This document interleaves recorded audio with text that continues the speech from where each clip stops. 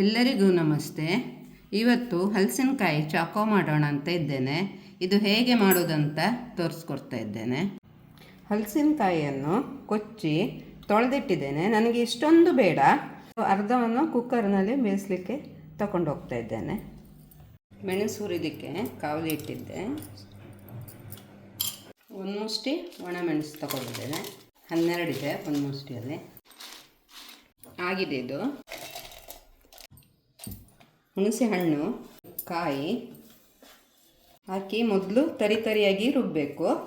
ಹಲಸಿನಕಾಯಿ ಬೇಯಿಸಿಟ್ಟ ನೀರನ್ನು ಉಪಯೋಗಿಸ್ಬೋದು. ಅರ್ಧ ರುಬ್ಬಿದ ನಂತರ ಇದಕ್ಕೆ 3 ಚಮಚ ಕೊತ್ತಂಬರಿ ಬೀಜ,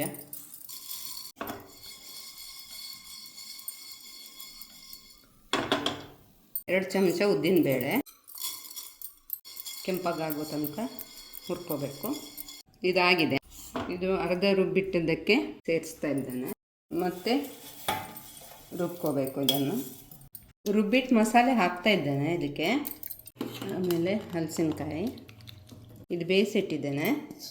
ಸ್ವಲ್ಪ ಉಪ್ಪು, ಅಂದರೆ ರುಚಿ ತಕ್ಕಷ್ಟು ಉಪ್ಪು, ಬೆಲ್ಲ. ಇದನ್ನು ಸ್ಮ್ಯಾಶ್ ಮಾಡಬೇಕು. ಈಗ ಸ್ವಲ್ಪ ಗುದ್ದಿಡಬೇಕು. ಒಗ್ಗರಣೆಗೆ ಇಡುವ ತೆಂಗಿನೆಣ್ಣೆ, ಸಾಸಿವೆ, ಬೇವಿನ ಸೊಪ್ಪು, ನೀರು. ಇದು ಮುದ್ದೆ ಆಗೋ ತನಕ, ದಪ್ಪಗಾಗೋ ತನಕ ಬೇಯಲಿ.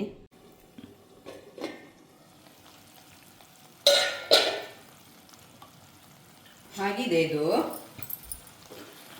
ಬೆಲ್ಲ ಬೇಕಿದ್ದರೆ ಹಾಕ್ಕೊಳ್ಳಿ, ನಂಗೆ ಸರಿಯಾಗಿದೆ. ಕೆಲವರಿಗೆ ಸ್ವಲ್ಪ ಬೆಲ್ಲ ಇದ್ರೇ ರುಚಿ ಜಾಸ್ತಿ ಕೊಡ್ತದೆ ಅಂತ ಹೇಳ್ತಾರೆ. ಆಗಿದೆ ಇದು. ಬಂದ್ ಮಾಡ್ತಾಯಿದ್ದೇನೆ.